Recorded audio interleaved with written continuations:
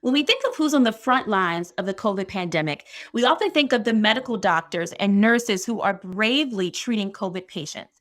But there are also MBA graduates who are helping to save lives, and their business experience is shaping how they do their jobs. Usually, my days look like doing a 10 to 12-hour shift in the emergency room in Los Angeles County. Tiffany Mathias is an ER doctor, and she's been treating COVID patients since the pandemic began. She says one of the hardest parts of her job is seeing patients who are severely sick with illnesses other than COVID. I've diagnosed 4-year-old, 5-year-old kids with late stage cancer because they haven't been able to see their primary care doctors.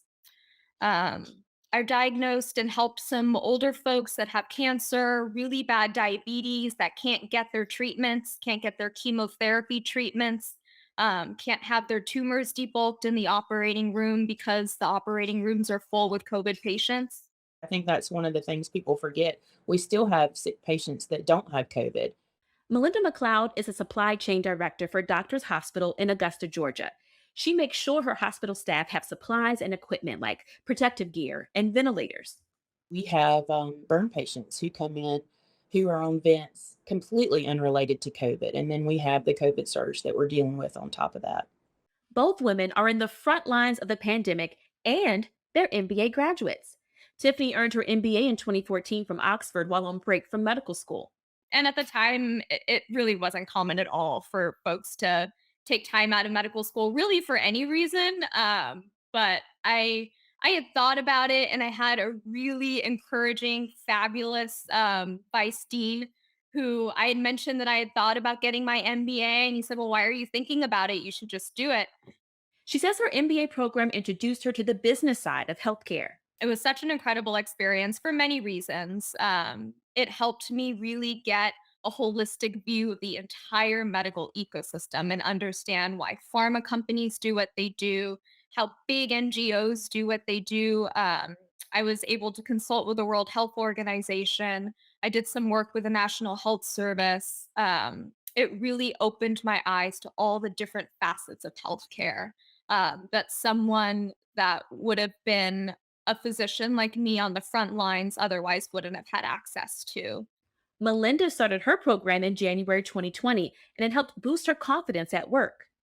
I used to be a little bit nervous to speak up in meetings. When we had our senior team meetings, I would hesitate to join in or hesitate to contribute, I guess, because I thought, well, I'm not really sure if what I had to say is valuable. But based on the way that we completed our assignments, the kind of assignments that we had in my MBA program, we used data from our own companies and completed projects, and so I felt really good about pointing out, some opportunities that I saw, or some, just ways that we could do it different or better. They call their MBA programs transformational. It's changed how I treat my patients, how I interact with the administration. And it's probably the reason why I'm starting my own medical practice. I do not think that I would have the confidence to do that if I didn't have some experience on the back line. She's launched a wellness and regenerative medicine practice called HavenMD. As with most great businesses, the idea came out of a need. Just seeing the immense mental and physical suffering I see people go through every single day, and to try to get them some follow up outside of the emergency room that helps them feel better about themselves, and oftentimes to realize that I had no place to send them.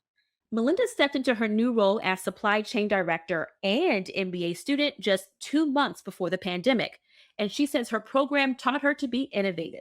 One of the advantages I had was there was no wrong way to do it because nobody knew the right way moving forward from March. If I did it like every other supply chain director had, that had been in the role for 20 years, it didn't do me any good because none of that worked. So it um didn't really restrict me not to have the experience. The fact that I didn't know what to do and the fact that I did have some unusual ideas really helped me. Melinda and Tiffany credit their MBA experiences and the pandemic with clarifying what's most important. For better or for worse, the pandemic has really helped me know who the best support in my life is, and who I really need to focus my time on building relationships with. It's really helped me refocus where I want to place my energy and my time. And above all, to be really grateful for the job I have, but also for the people I have in my life.